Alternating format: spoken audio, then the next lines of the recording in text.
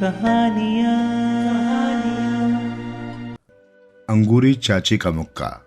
अंगूरी चाची जहां बहुत ही खूबसूरत हट्टी कट्टी थी, वहीं उनके पति परमेश्वर विभूति नारायण मिश्रा जी दुबले पतले सीकिया पहलवान थे। शक्ल ऐसी कि कयामत तक कोई अपनी लड़की नहीं देता। लेकिन बिल्ली के भाग्य से छींका टूटा, समझो कि अंगूरी से उनकी शादी हो गई, वरना कुआरे ही मरते। नकारा आदमी थे, एकदम उजड़। घर में सीता नाम की एक गाय और धन्नो नाम की एक घोड़ी थी। उसी से पति पत्नी का गुजारा चल रहा था। गाय खूब दूध देती थी, तो घोड़ी की भी शादी ब्याह के समय काफी मांग रहती थी। पर वे भी अंगूरी चाची को ही पहचानती थी, मिश्रा जी को तो लात मारती थी। अंगूरी चाची जहां प्रेम का सागर थी, मिश्रा जी फटे हुए दूध का उबाल। हर समय उफनते रहते, बिना बात बिगड़ते रहते। प्यार के दो बोल बोलना तो उन्होंने सीखा ही नहीं था। सुबह उठने के साथ ही उनका अंगूरी चाची पर भड़कना एक बार शुरू होता तो रात को बिस्तर पर जाने तक जारी रहता। स्वभाव की भक्तिन अंगूरी चाची रोज भगवान कृष्ण की सच्चे हृदय से पूजा अर्चना करती थी और रोज ही उनसे कहती, कान्हा जी, हमारे बैल बुद्धि मिश्रा जी को भी कभी थोड़ी सी अकल दे दो। मिश्रा जी का आलम यह था कि चाय बनाई और खुद की लापरवाही से ठंडी हो गई तो भी कसूर अंगूरी का, और गर्म गर्म चाय से जीभ जल गई तो भी गुनाहगार अंगूरी। खरबुद्धि विभूति नारायण मिश्रा जी अंगूरी चाची का एक भी दिन 40-50 गालियां और 2-4 हाथ से खाली नहीं जाने देते थे। दोनों की शादी को 12 साल हो गए थे, लेकिन एक भी औलाद नहीं थी। डॉक्टरों के चक्कर लगाने से ये तो पता चल ही गया कि पति पत्नी दोनों में कोई कमी नहीं है। पर मिश्रा जी, इसका गुनाहगार भी अपनी भली सी पत्नी को समझते थे। एक दिन स्नान ध्यान के बाद भगवान कृष्ण की पूजा करते हुए अंगूरी चाची रोने लगी। आप बहुत बुरे हो कान्हा जी, बहुत ही खराब हो। हम जब बित्ते भर के थे तब से आपकी पूजा कर रहे हैं, लेकिन आपके कानों पर अब तक जूं भी नहीं रहेगी। क्या हम मर जाएंगे तभी सुनोगे हमारी? और भाई लोगों, भगवान तो भगवान है, न पिघलें तो कयामत तक न पिघलें, और पसीजना हो तो मिनट भर में पसीज जाते हैं। तो उस दिन अचानक वो सामने आ ही गए। प्रकट होकर बोले, तुमने हमें याद किया अंगूरी? अंगूरी ने पहले तो आंखें फाड़ फाड़ कर कृष्ण भगवान को देखा, फिर भोलेपन से पूछा, सच कहना कान्हा जी, ये आप ही हो ना? राधा जी के कहना, रुक्मणी जी के पति परमेश्वर, कहीं कोई डुप्लीकेट तो नहीं हो ना? नहीं, मैं कोई डुप्लीकेट नहीं हूँ, असली हूँ, और इस समय किसी और का नहीं, सिर्फ तुम्हारा हूँ। कहो क्यों याद कर रही थी तुम मुझे? कृष्ण जी बोले, हे भगवान, तो क्या आप ये भी हमें बताना पड़ेगा काहे के अंतर्यामी कहलाते हो? हमारे मिश्रा जी को थोड़ा ठीक वीक क्यों नहीं करते हो? बहुत गरियाते हैं और गाए बगाए थप्पड़ और लात भी चला देते हैं। ये तुम क्या कह रही हो अंगूरी? भगवान ने आंखें फैलाई। सच कह रहे हैं प्रभु, हमारी तो जिंदगी नर्क हो रही है। आपसे विनती है कि थोड़ी सी अक्ल हमारे बैल बुद्धि को दे दीजिए। बुद्धि तो मैं दे दूंगा अंगूरी, पर ये तुम कह क्यों रही हो? मिश्रा जी तुम्हें गालियां भी देते हैं और मारते भी हैं, और तुम उनकी ये सारी जायदादी, सारा अत्याचार चुपचाप सह लेती हो। भगवान कृष्ण ने हैरत से आंखें बड़ी बड़ी करके पूछा, क्या करें प्रभु? वो हमारे पति हैं, हमारे परमेश्वर हैं। अंगूरी चाची बेचारगी से बोली तो भगवान कृष्ण भड़क उठे। अरे काहे के परमेश्वर? परमेश्वर क्या अपनी पत्नी को गाली देते हैं, मारते हैं? कभी तुमने सुना है कि विष्णु जी ने अपनी अर्धांगिनी लक्ष्मी जी को गालियां दी या उन पर हाथ उठाया? नहीं भगवान, ऐसा तो कभी नहीं सुना। अंगूरी चाची भोलेपन से बोली, अच्छा तो तुमने कभी ये सुना है कि भोलेनाथ ने माता पार्वती पर कभी क्रोध किया, उन्हें अपशब्द कहे या उन्हें मारा? भगवान कृष्ण ने पूछा। नहीं प्रभु, ऐसा तो किसी वेद पुराण में नहीं पढ़ा, न ही किसी से सुना। अंगूरी चाची अपना सिर खुजाते हुए बोली, कभी ब्रह्मा जी ने अपनी अर्धांगिनी से कटुवचन कहे, मारा? भगवान कृष्ण ने लगभग गरजते हुए पूछा। नहीं कान्हा जी, अंगूरी चाची माथे पर बल डालते हुए बोली, ये भी हमने अब तक कभी न तो पढ़ा है, न ही सुना है।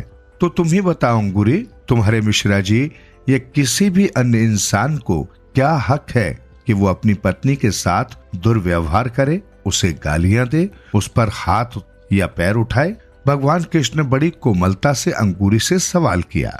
आप सही कह रहे हैं कान्हा जी, अंगूरी चाची बोली, पर हमारे बैल बुद्धि ये नहीं समझते हैं ना, और हम ठहरी अबला नारी।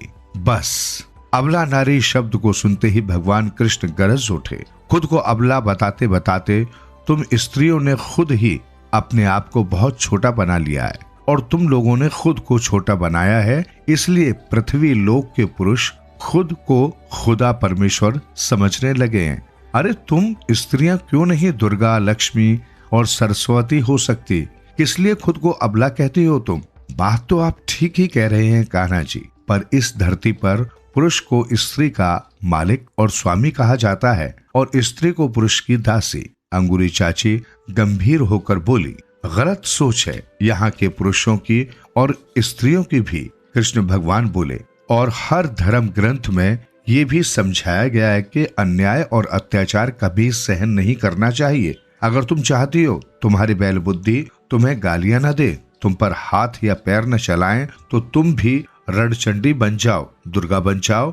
और हाँ, अब से तुम खुद को अबला भी मत समझना, क्योंकि अब मैं तुम्हारी शक्ति में अपनी शक्ति भी प्रवाहित कर रहा हूँ। और ये कहकर कृष्ण भगवान तुरंत ही अंतर्ध्यान हो गए। अरे ये तो गायब हो गए, हमारी विकट समस्या का समाधान किए बिना ही गायब हो गए। अंगूरी चाची बड़बड़ाई, हम ही बुड़बक हैं, अपने कान्हा जी से बात लगाकर बैठे थे, पर वो भी तो आखिर पुरुष जाति के ही है ना। और फिर अंगूरी चाची की जिंदगी फिर से उसी ढर्रे पर चलने लगी। रोज पति की गालियां, रोज गाल पर थप्पड़, पीठ पर मुक्का अंगूरी चाची सहती रही, मगर कब तक? आखिर पुरुष की ज्यादती पर एक न एक दिन स्त्री भी खौल ही जाती है।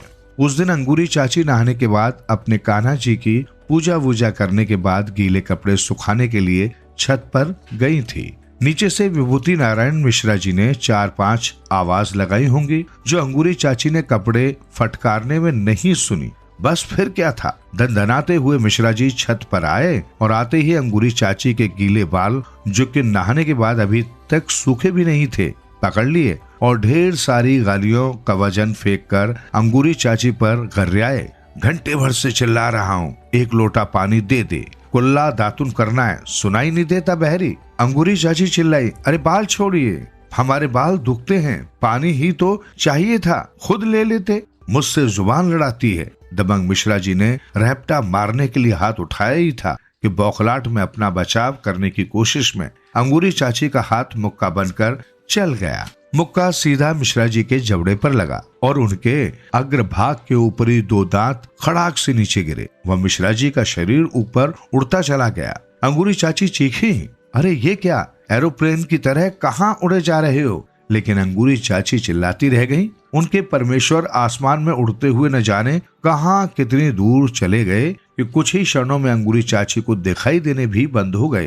अंगूरी चाची रोने लगी, अरे कान्हा जी, ये क्या गजब कर दिए, हमारे प्राणनाथ को हमसे ही मुक्का खिलवाकर गायब कर दिए। अब अंगूरी रोए और कान्हा जी सामने न आए, ऐसा तो हो ही नहीं सकता था। सो प्रकट हुए कृष्ण मुरारी। बोले, क्या हुआ अंगूरी, क्यों गला फाड़ रही हो? अंगूरी रिरियाई, गला न फाड़े तो और क्या करें, आज पहली बार हमने अपने भरतार के मुंह पर मुक्का मारा और वो देखते ही देखते जेट प्लेन की तरह हवा में उड़ते हुए गायब हो गए। अरे तुम मुक्का थोड़ा धीरे से मारना था ना अंगूरी, मैंने तुम्हें बताया तो था कि मैं तुम्हारी शक्ति में अपनी शक्ति भी प्रवाहित कर रहा हूँ। अरे तो हम कहाँ जोर से मारे थे, हम में ताकत ही कहाँ है, वो तो आपकी शक्ति ने बेड़ा गर्क कर दिया। अब जल्दी से बताइए कि कहाँ है हमारे परमेश्वर, ताकि हम उन्हें ढूंढ कर लाएं। अंगूरी कान्हा जी पर क्रोध करते हुए बोली तो कृष्ण मुरारी प्यार से बोले, उन्हें फिर से लाकर क्या करोगे अंगूरी? वो फिर से तुम्हें गालियां देंगे, पीटेंगे। ठीक है, हम गालियां भी खा लेंगे और पिट भी लेंगे। 12 साल से आदत पड़ गई है उन्हें झेलने की, झेल लेंगे पर अलग नहीं रहेंगे। बताइए कहाँ है मिश्रा जी? अंगूरी चाची सुबकते हुए बोली तो कृष्ण कन्हैया मुस्कुराए। तुमने मुक्का कितना कसकर मारा था, मुझे क्या पता अंगूरी। हो सकता है वो बिना पासपोर्ट वीजा के अमेरिका, इंग्लैंड, ऑस्ट्रेलिया या कनाडा जा गिरे हो। हाय मोरी मैया, अंगूरी चाची चीखी। फिर तो विदेशी पुलिस मिश्रा जी को पकड़कर जेल में डाल देगी। हाँ, कृष्ण भगवान मुंह सिकुड़कर धीरे से बोले, ऐसे कैसे जेल में डाल देगी विदेशी पुलिस? अंगूरी चीखी। हमारे मिश्रा जी को बचाने के लिए आप कुछ नहीं करेंगे क्या? मैं क्या कर सकता हूँ? भगवान कृष्ण बुरा सा मुंह बनाकर धीरे से बोले। अरे अंगूरी चाची गर्जी, तुम तो अंतर्यामी हो, सबके स्वामी हो। भला तुम्हारी मर्जी के बिना कहीं कोई पत्ता भी हिलता है? अब देर न करो, जल्दी से बताओ कहाँ हैं हमारे मिश्रा जी? आज तो उन्होंने नाश्ता भी नहीं किया और भूख उनसे जरा भी बर्दाश्त नहीं होती है। भगवान कृष्ण गंभीर हो गए और बोले, अंगूरी मैं ध्यान लगाकर पता करता हूँ कहाँ है तुम्हारे परमेश्वर। और कृष्ण भगवान ने अपनी आंखें मूंद ली और कुछ ही क्षण बाद जब आंखें खोली तो मुस्कुराकर बोले, पता चल गया अंगूरी, तुम्हारे मिश्रा जी यहाँ से पश्चिम में 4 कोस दूर कीचड़ और दलदल भरे एक तालाब में जा गिरे हैं। अरे तो खड़े क्यों हैं प्रभु, जल्दी से जाइए और उन्हें लेकर आइए। अंगूरी चाची भगवान से विनती कर उठी, मगर कृष्ण कन्हैया एकदम भड़क उठे। बोले, मैं क्यों जाऊं? वो कोई मेरा भक्त थोड़े ही है और कीचड़ में गिरकर वो इतना गंदा हो गया है कि उसे छूते ही मैं भी गंदा हो जाऊंगा। इसलिए तुम ही जाओ और तुम ही गंदे तालाब से निकाल कर लाओ अपने परमेश्वर को। इतना कहने के साथ ही भगवान कृष्ण अंतर्ध्यान हो गए। ये क्या मुसीबत में डाल गए। भगवान के अंतर्ध्यान होते ही अंगूरी चाची बड़बड़ाई, अब हमें ही भटकना पड़ेगा 4 कोस तक। पर मरती क्या न करती। अंगूरी चाची अस्तबल में बांधी अपनी घोड़ी के पास गई। वहीं पास से एक लंबी और मजबूत रस्सी को लपेटकर उठाया और घोड़ी पर सवार होकर बोली, चल बेटी धन्नो, आज तेरी मैया की इज्जत का सवाल है। धन्नो आंधी तूफान की तरह उड़ चली। फिर 4 कोस तय करने में भला कितना समय लगता था। 2 घंटे से पहले धन्नो कीचड़ और दलदल से भरे उस तालाब तक पहुंच गई जहां मिश्रा जी गले तक डूबे उछल कूद कर रहे थे। अंगूरी को देखते ही मिश्रा जी की जान में जान आई। चिल्लाकर बोले, अंगूरी जल्दी से मुझे यहाँ से निकाल, दुर्गंध के मारे मेरा सिर फटा जा रहा है। हमारा सिर भी भन्ना रहा है बैलबुद्धि। सुबह सुबह इतना कसकर बाल खींचे थे कि अब तक जान निकली जा रही है। अंगूरी बिगड़ कर बोली तो मिश्रा जी गिड़गिड़ाए, अरे अंगूरी मैं तेरा पति हूँ, जल्दी निकाल। दलदल में डूब गया तो करवा चौथ का व्रत किसके लिए रखेगी? हम कोई पागल हैं जो दिन भर भूखा रखने के लिए तुम्हें इस दलदल से निकाले? हम तो यहाँ इसलिए आए हैं कि आज तुमने नाश्ता भी नहीं किया। भूखे मरोगे तो नरक में न जाने क्या क्या अगड़म बगड़म खाओगे। अंगूरी चाची सर्द लहजे में बोली तो मिश्रा जी रोने लगे। देखो देखो रो मत। अंगूरी चाची बोली, तुम्हारे रोने से हम नहीं पसीजने वाले, हमें भी बहुत रुलाया है तुमने। अच्छा बताओ तो कभी सुना है कि भगवान विष्णु ने लक्ष्मी जी से झगड़ा किया हो, उन्हें गालियां दी हो? नहीं सुना। मिश्रा जी पल पल दलदल में धंसते रोते हुए बोले, कभी सुना है भोले बाबा पार्वती मैया से झगड़े हो? अंगूरी फिर बोली, नहीं सुना। मिश्रा जी फिर से रोए, और ब्रह्मा जी ने कभी अपनी अर्धांगिनी के रैप्टे मारे हैं क्या?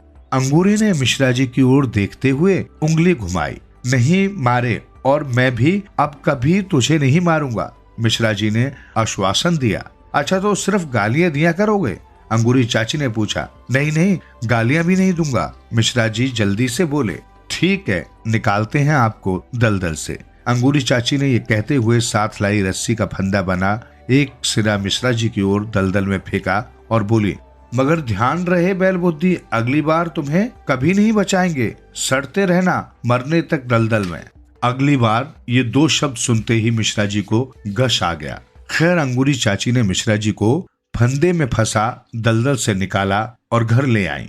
सुना है उस दिन के बाद से मिश्रा जी ने अंगूरी चाची को न तो कभी डांटा, न गालियां दी, न ही मारा, और अब प्रेम पूर्वक रहते हैं। और मिश्रा जी में बदलाव का एक और खुशनुमा परिणाम और जान लीजिए। पिछले 5 साल में उनके आंगन में 3 लल्ला और 2 लल्ली आ गई हैं।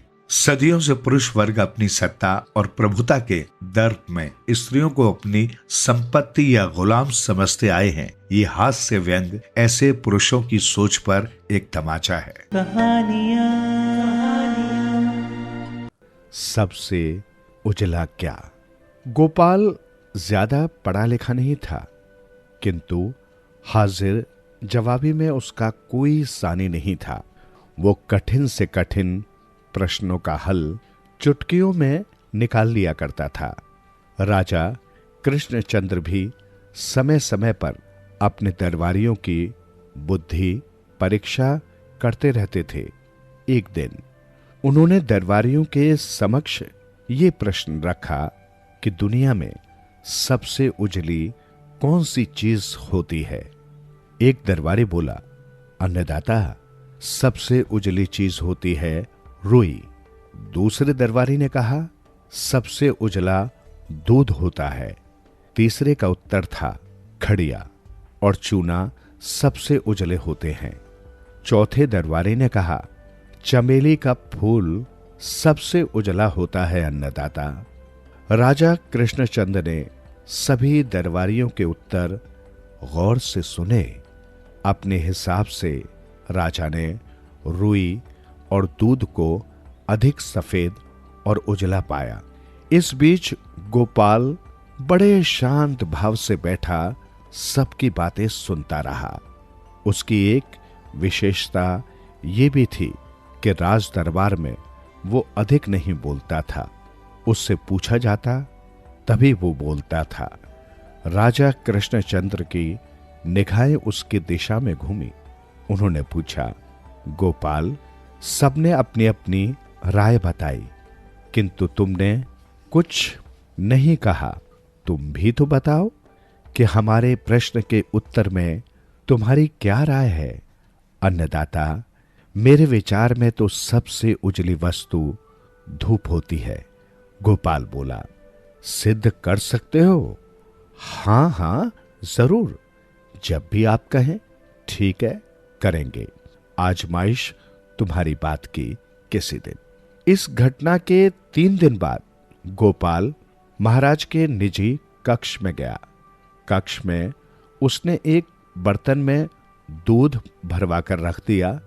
जहां राजा का पलंग था उसे खिसकाकर एक ओर कर दिया और उस स्थान पर रुई बिछा दी। उसके समीप ही रख दिया चूना।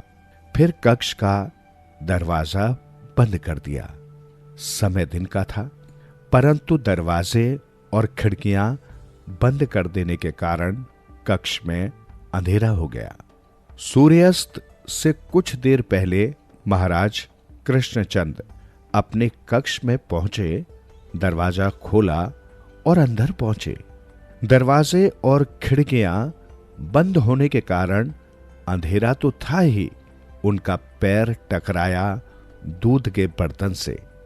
बर्तन उलट गया और दूध रुई पर जा गिरा। दूध में सने महाराज के पैर गीले हो गए। उसी समय गोपाल भी वहां पहुंच गया। उसने जल्दी से कमरे की खिड़कियां खोल डाली। सूर्य की रोशनी जैसे ही कमरे में आई, सारा कमरा आलोकित हो उठा। गोपाल ने कहा, अब आप स्वयं ही निर्णय कर लीजिए महाराज। यहां रुई भी मौजूद है, दूध भी है और चूना भी है। ये सारी चीजें सफेद हैं, किंतु फिर भी अंधेरे में दिखाई नहीं दी। जबकि सूर्य की एक छोटी सी किरण जैसे ही खिड़की के रास्ते अंदर आई कि सारा कमरा आलोकित हो उठा।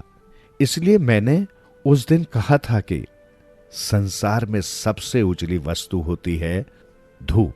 हां भाई, मान गए। तुम्हारा उत्तर बिल्कुल सही था। तुम इनाम पाने के अधिकारी बन गए। कल दरबार में पहुंचकर अपना इनाम ले लेना। अगले दिन महाराज ने जब भरे दरबार में गोपाल को इनाम दिया तो सभी दरबारी गोपाल की बुद्धि का लोहा मान गए। सबने महसूस कर लिया कि गोपाल कम पढ़ा लिखा होने के बावजूद हम सबसे ज्यादा चतुर है। कलिंग राज का अभिमान। आज से हजारों वर्ष पूर्व कलिंग देश में एक बड़ा ही शूरवीर और बलशाली राजा राज्य करता था। उसके पास चतुरंगनी सेना थी। वो किसी भी राजा के बल वैभव की प्रशंसा सुनकर ईर्ष्या से भर जाता था और तब तक उसके मन में एक ही इच्छा बलवती हो जाती थी कि किसी न किसी तरह उस राजा से युद्ध करके उसका मान मर्दन किया जाए।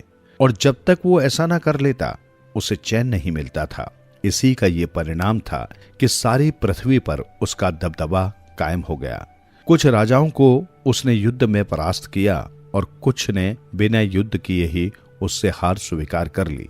इस प्रकार सभी राजाओं ने न केवल उसकी शक्ति का लोहा माना बल्कि उसे शूर शिरोमणि मान लिया। इसी प्रकार काफी समय गुजर गया। अब राजा युद्ध करे तो किससे? युद्ध के बिना उसे एक पल भी चैन नहीं था। युद्ध तो जैसे उसका नशा था, उसकी खुराक थी युद्ध। मगर युद्ध करे किससे? कहते हैं ज्यों ज्यों इंसान की शक्ति बढ़ती जाती है त्यों त्यों उसकी तृष्णा भी बढ़ती जाती है। तृष्णा का कोई अंत नहीं होता। यही हाल कलिंग राज का था। इतना शक्तिशाली होने के बावजूद भी उसके मन में और अधिक शक्ति अर्जित करने की लालसा थी। एक दंभ था उसके अंदर जो किसी को अपने समक्ष झुककर ही संतुष्ट होता है। जब कोई राजा बंदी बनकर उसके सामने झुककर खड़ा होता तो इससे उसे अपार प्रसन्नता हासिल होती। अब काफी समय से ऐसा कुछ भी नहीं हुआ था। यही कारण था कि कलिंग राज युद्ध करने के लिए झटपटाने लगा।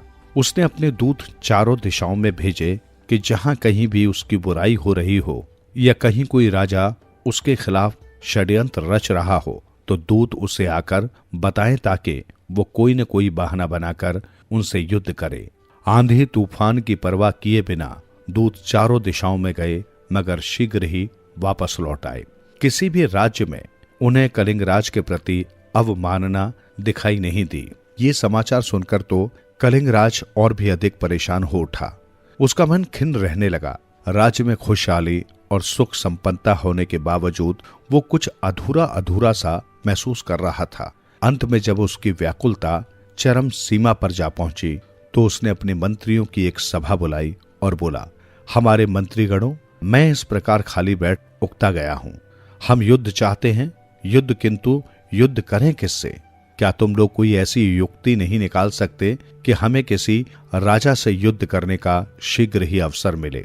महाराज, महामंत्री ने उठकर कहा, युद्ध करने का कोई कारण होता है, किंतु यहाँ आसपास तो क्या दूर दराज के राज्यों के राजा भी आपके बाहुबल का लोहा मानते हैं और आपका नाम सुनकर ही नतमस्तक हो जाते हैं। नीति के अनुसार जो आपकी शक्ति का बिना युद्ध किए ही लोहा मानते हैं, जो आपके समक्ष स्वयं को तुच्छ समझते हैं, उनसे अकारण युद्ध करना न्याय संगत नहीं।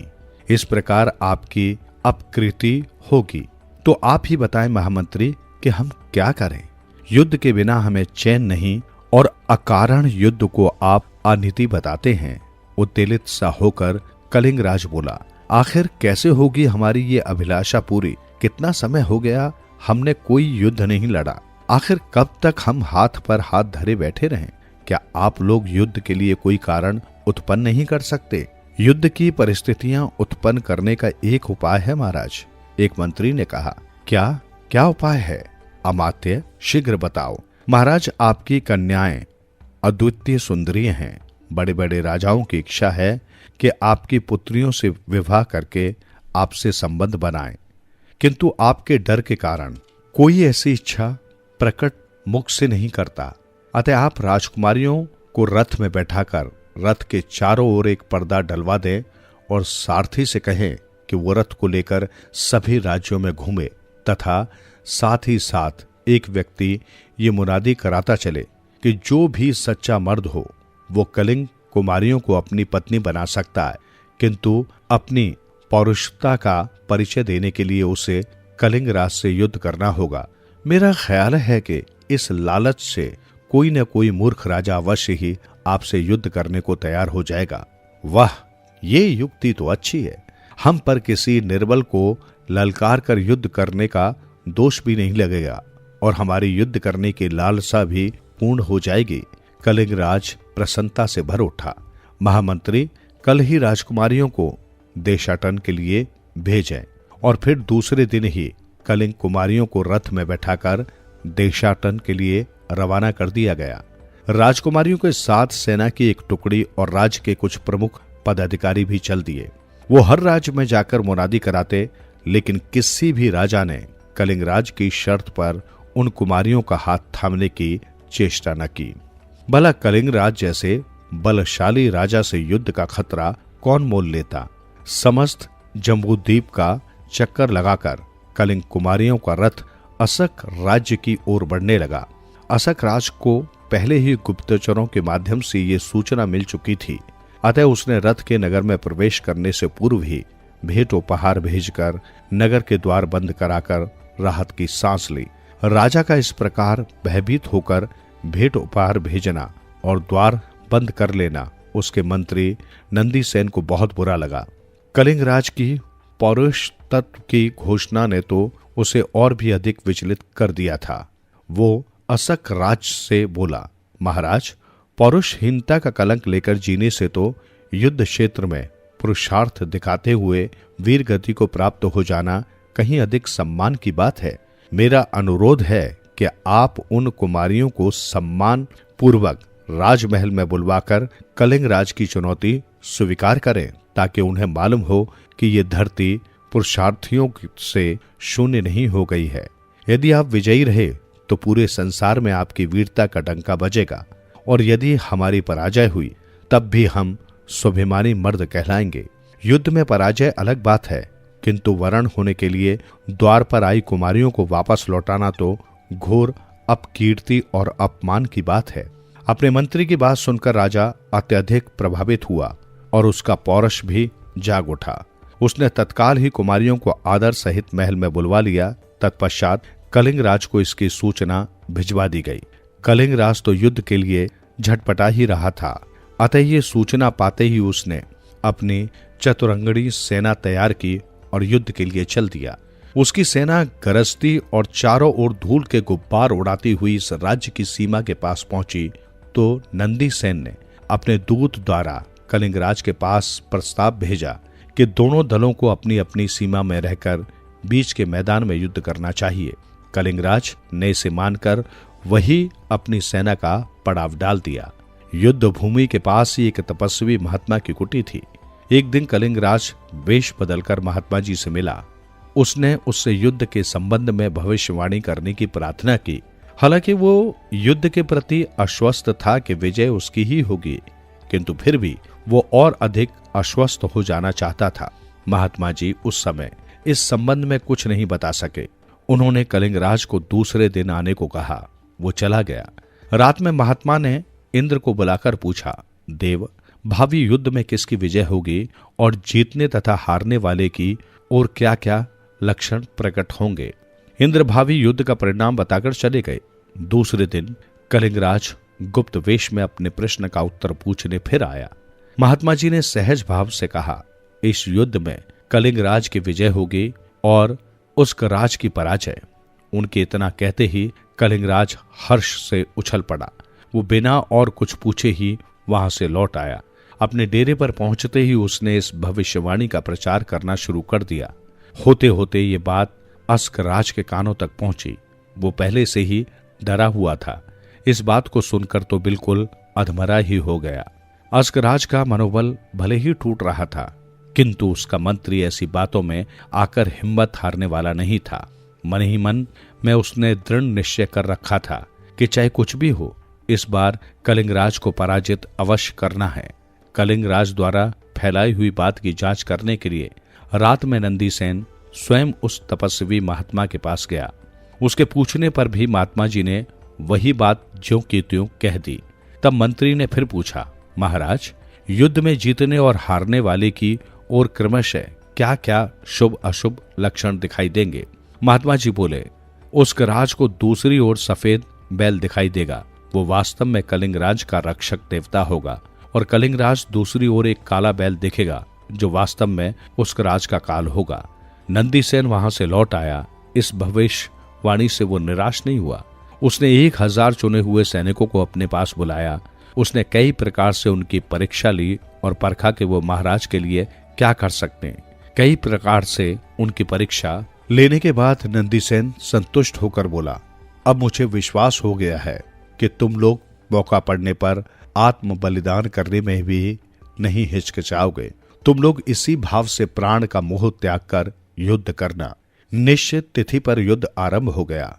कलिंगराज भविष्यवाणी का पूरा विश्वास करके पहले से ही अपनी जीत मान बैठा था, इसलिए उसने विजय के लिए विशेष उद्यम नहीं किया, जबकि उसका राज अपने बचाव के लिए पूरी शक्ति से युद्ध कर रहा था। जब जब वो शिथिल पड़ता दिखता, तभी पीछे से नंदीसेन इस तरह से उसकी हिम्मत बढ़ाता, स्वयं भी बड़े वेग से युद्धरत था। इतना सब होने पर भी उसका राज शत्रुओं को पीछे नहीं हटा पाया। उसी समय नंदीसेन को महात्मा की बात याद आई। उसने तुरंत उसके राज से पूछा, महाराज, आपको उधर कोई जानवर दिखाई पड़ता है? राजा ने कहा, हाँ, उस सेना में एक श्वेत रंग का बैल दिखाई देता है। नंदीसेन ने तत्काल अपने 1000 विश्वासी सैनिकों को आगे करके कहा, महाराज, इन्हें लेकर आप पहले उस बैल को मार डालिए। उसी के कारण कलिंगराज अभी तक विजयी बना हुआ है। उसे मारकर तब शत्रु से निपटिए। उसके राज चुने हुए योद्धाओं को लेकर मारता काटता शत्रु सेना के बीच में पहुंच गया। शत्रुओं के बहुत रोकने से भी उसके निर्भीक सैनिक नहीं रुके। वे सभी सैनिक राजा के लिए प्राण तक न्यौछावर करने को तैयार थे। वहां पहुंचकर राजा ने बैल को तलवार से मार गिराया। उसके मरते ही कलिंगराज का दैवीय बल नष्ट हो गया। उसके राज ने पूरे उत्साह से उसकी सेना को गाजर मूली की तरह काटना शुरू कर दिया। शत्रु पक्ष के लोग घबराकर मैदान से भागने लगे। इससे उसके राज का उत्साह और बढ़ गया, और जब वो दोगुने वेग से शत्रु पर टूट पड़ा, कलिंगराज की हार होने लगी। कलिंगराज का विजय सपना मिथ्या हो गया। वो युद्ध से प्राण बचाकर भाग खड़ा हुआ। रास्ते में महात्मा के पास से गुजरते हुए उसने पुकार कर कहा, अरे धूर्त, मैंने तेरी भविष्यवाणी पर विश्वास करके आज बड़ा धोखा खाया। मैं उस पर विश्वास न करके पहले से ही मन लगाकर युद्ध करता तो इस समय मेरी ऐसी दुर्गति न होती। ये कहता हुआ वो अपनी राजधानी की ओर भाग गया। महात्मा को इंद्र की भविष्यवाणी असत्य होते देखकर बड़ा आश्चर्य हुआ। रात में उन्होंने इंद्र का पुनः आह्वान करते हुए कहा, देव, आपने तो कहा था कि देवता कलिंगराज के पक्ष में है, इसलिए वही विजयी होगा, लेकिन यहां तो उल्टा ही हुआ। अस्कराज क्यों और कैसे जीत गया? इंद्र ने कहा, तपस्वी देवता तो पुरुषार्थी की ही सहायता करते हैं। इस युद्ध में अस्कराज ने जैसा संयम, धैर्य, साहस, उत्साह और पुरुषार्थ पराक्रम दिखाया, इससे देवता उसके अनुकूल हो गए। जिस समय मैंने भविष्यवाणी की थी, उस समय मुझे विश्वास था कि कलिंगराज युद्ध में पहले जैसे ही पौरुष दिखाकर, किंतु अपनी जीत से अस्वस्थ होकर वो निश्चिंत हो बैठ गया। जबकि अस्कराज ने युद्ध में अद्वितीय पौरुष दिखाया। देवता लोग आरंभ में उसकी विजय नहीं चाहते थे, लेकिन बाद में उसका पौरुष पराक्रम देखकर वे मुग्ध हो गए। उन्होंने ऐसे पुरुष का अनिष्ट करने का विचार त्याग दिया और उसका प्रयत्न सफल हो गया। इंद्र ये कहकर चले गए। अस्कराज विजय दुंदुभी बजाता हुआ महल में आया। नंदीसेन के कहने से उसने दूसरे दिन कलिंगराज को यह संदेश भेजा कि मैं तुम्हारी कन्याओं से विवाह कर रहा हूं। उसके लिए शीघ्र सम्मान पूर्वक कन्यादान भेजो, अन्यथा मैं सेना सहित उसे स्वयं लेने आऊंगा। कलिंगराज की शक्ति छिन्न भिन्न हो चुकी थी। अब उसमें अस्कराज की किसी बात को ठुकराने का साहस नहीं था।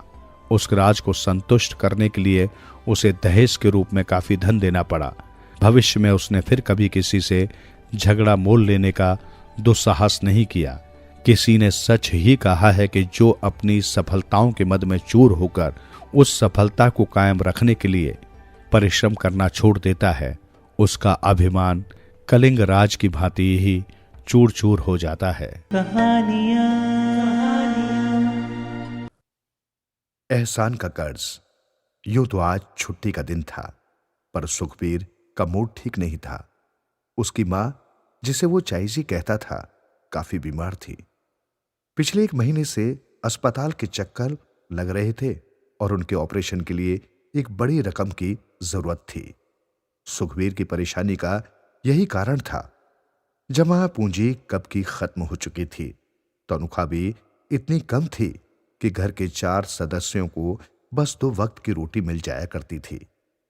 वो दिन रात इसी सोच में डूबा रहता पर कोई समाधान नहीं मिल रहा था। हर रोज तड़के ही गुरुद्वारे जाकर पहले जूतों की सेवा, फिर वाहिगुरु की अरदास पिछले 1 महीने से लगातार कर रहा था। रोज शाम को जपजी साहब का पाठ खाने के बाद दोनों मियां बीवी साथ ही करते थे।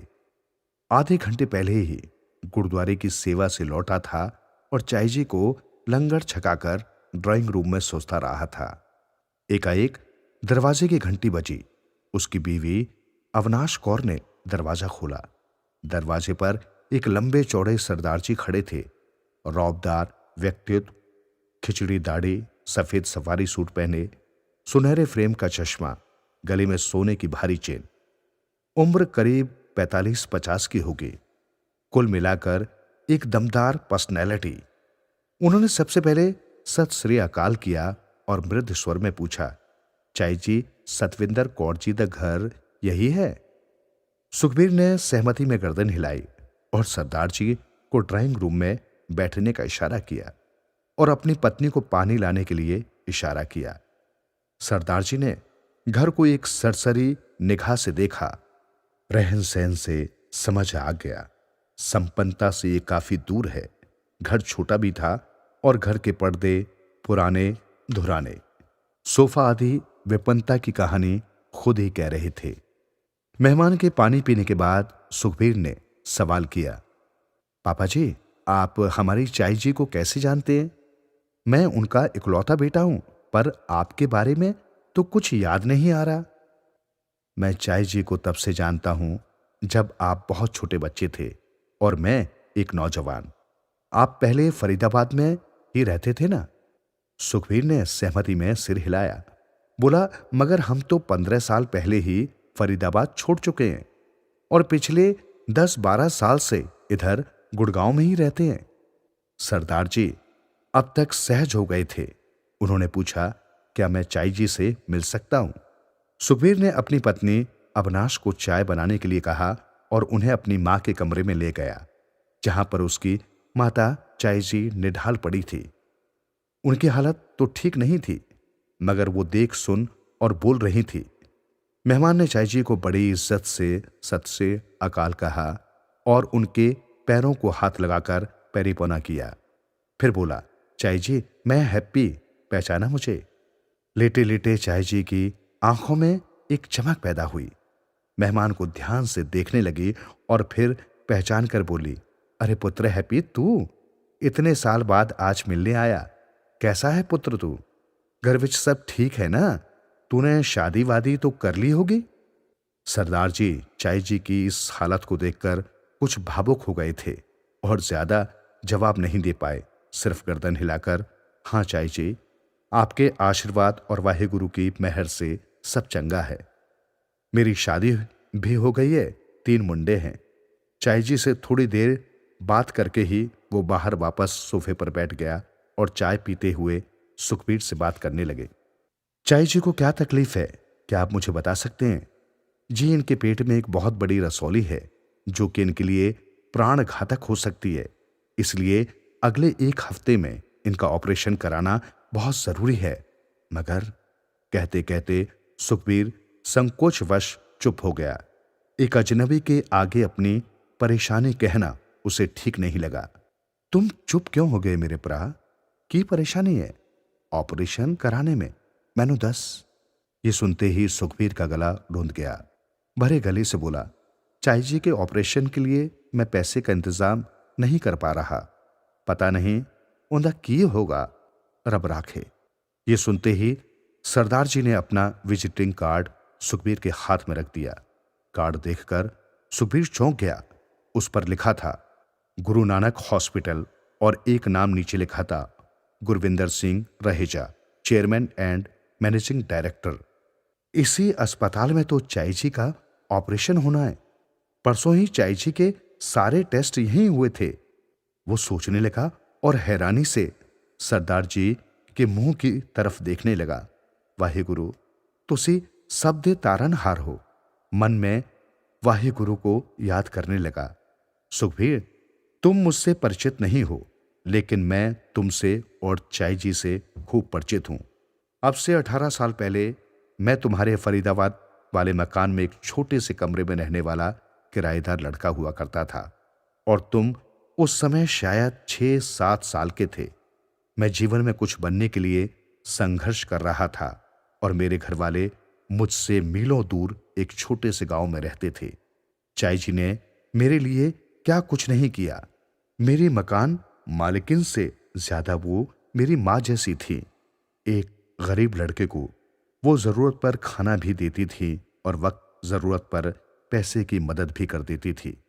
इतना कहते कहते भावनावश सरदार जी का गला रुंध गया। उन्होंने गिलास से 2 घूंट पानी पिया और अपने गले में पड़ी हुई सोने की चैन को पकड़कर बोले, ये सोने की चैन आपको जानकर हैरानी होगी कि मेरी नहीं, चाई जी की है। कहते कहते वो मानो किन्हीं पुरानी यादों में खो गए। मुझे जीवन में एक बड़ा मौका मिला व्यापार करने का और उसके लिए मुझे 10,000 रुपए की जरूरत थी। मुझ गरीब को कौन देता इतनी बड़ी रकम। मैं तड़प रहा था कि किसी तरह मुझे 10,000 रुपए मिलें तो मेरे जीवन की गाड़ी आगे चले, मैं कुछ बन जाऊं। वाहेगुरु मुझ पर कोई मेहर कर दे। चाय जी तो कभी पैसे जोड़ने में रही नहीं। तुम उनकी औलाद हो ये तुम अच्छी तरह जानते होगे, इसलिए चाय जी से भी कोई उम्मीद न थी। तब न जाने कैसे उन्हें मेरी जरूरत का पता चल गया। अपने गले की ये सोने की चैन उतार कर मुझे दे दी और कहा, पुत्र इसको गिरवी रखकर या बेचकर ये पैसे ले ले और वाहेगुरु ने चाहा तो तेरा काम बन जाएगा। वाहेगुरु ने मेरा काम बनाया और खूब बनाया। मैं आगे बढ़ता चला गया और मुझे काम के सिलसिले में फरीदाबाद से बाहर लखनऊ में सेट होना पड़ा। दिन रात काम में लगा रहा। चाई जी की वो मदद मेरे लिए बहुत लक्की रही। जैसे ये हाथ खुला तो मैंने सबसे पहले गिरवी से ये चैन छुड़वाई और चाई जी को लौटाने के लिए फरीदाबाद पहुंचा।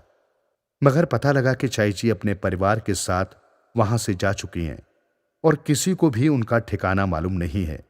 सुखबीर और उसकी बीवी हैरानी से सरदार जी की वो दास्तान सुन रहे थे जो चाई जी ने कभी नहीं बताई थी। मैं बहुत हैरान परेशान हुआ और तड़पा के किसी तरह मेरी चाई जी से मुलाकात हो जाए और मैं उनका कर्ज चुका दूं, मगर शायद रब को कुछ और मंजूर था। आज वाहेगुरु की मुझ पर पूरी मेहर है।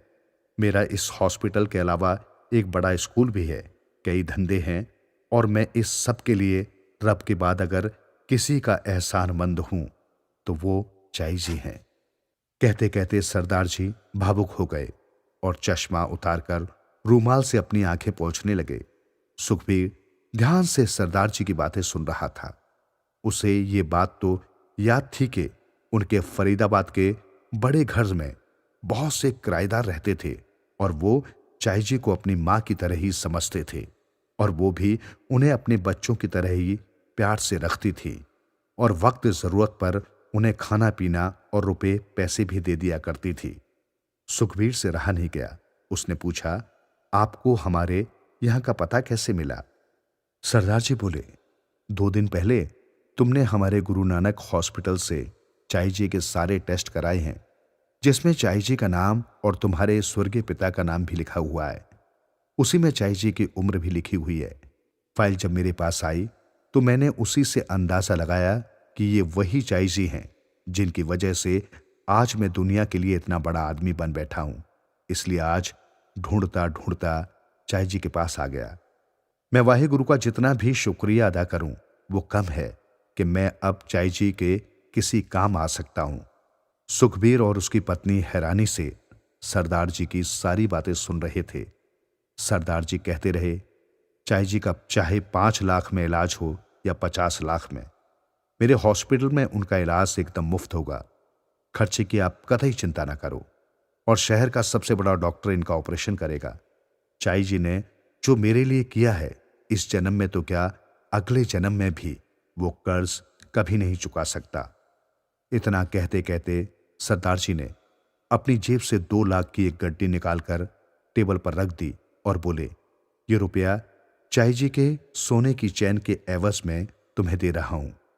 ये मेरे लिए इतनी शुभ साबित हुई है कि मैं इसे कभी भी बेचने वाला नहीं हूं, लेकिन ये मुझ पर चाई जी के एहसान का ये कर्ज फिर भी सदा रहेगा।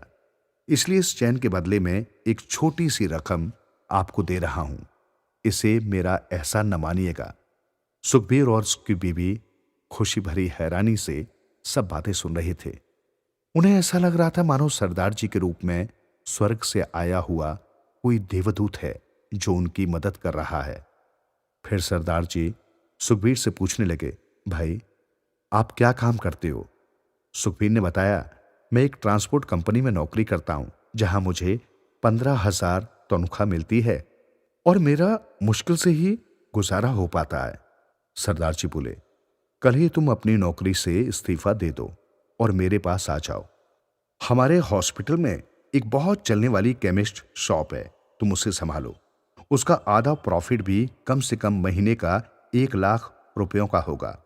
तुम उस दुकान में मेरे पार्टनर बनकर काम करोगे, मगर तुम्हें यह वचन देना होगा कि वहां कभी भी कोई नकली दवा नहीं बेचोगे और किसी भी मरीज को बिना डॉक्टर की पर्ची के दवा नहीं दोगे। ऐसा कभी मत सोचना कि मैं ये सब करके चाई जी का एहसान उतार रहा हूं। वो एहसान तो मैं अपने आप को बेचकर भी नहीं चुका सकता। मैं तुम्हें अपना छोटा भरा समझकर अपना कर्तव्य कर रहा हूं और मैं चाहता हूं हमारी चाई जी एक लंबा और स्वस्थ जीवन जिए और उनका आशीर्वाद हमें हमेशा मिलता रहे। और हां, एक बात और, चाई जी को कभी मत पता चलने देना कि मैंने तुम्हारी मदद की है। उन्होंने जीवन में सदा दूसरों को कुछ दिया ही है, कुछ लिया नहीं। इतना कहकर सरदार जी ने सुखबीर को गले लगाया, पीठ पर हाथ फेरा और चले गए। खेती कर शुभ कर्मों की। किसी नगर में एक लाला जी रहते थे। वो काफी बूढ़े हो गए थे। उन्होंने मकान के एक कोने में दाना दलने की एक चक्की बनवा रखी थी। सुबह होते ही दुकान पर जा बैठते और दिन भर दाना दलवाते रहते थे।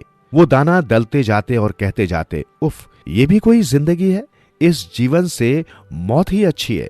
एक बार एक साधु महाराज उस लाला की दुकान के समीप से होकर गुजरे। उन्होंने लाला के ये शब्द सुने। सोचा, कितना दुखी है ये व्यक्ति, इसकी सहायता करनी चाहिए। साधु महाराज लाला के पास पहुंचे और उससे जाकर बोले, लाला, बहुत दुखी लगते हो तुम। मेरे पास एक विद्या है, यदि तुम चाहो तो उस विद्या के बल पर मैं तुम्हें स्वर्ग ले जा सकता हूँ।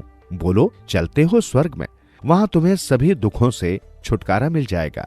लाला ने साधु की ओर देखा, बोला, आप बहुत दयावान हैं महात्मन, परंतु अभी मैं स्वर्ग में कैसे जा सकता हूँ? इतनी आयु हो गई है, किंतु अभी तक मेरे कोई संतान नहीं हुई है। संतान हो जाए तो फिर आपके साथ स्वर्ग को अवश्य चलूंगा। साधु ने कहा, ठीक है, और वो वहां से चला गया।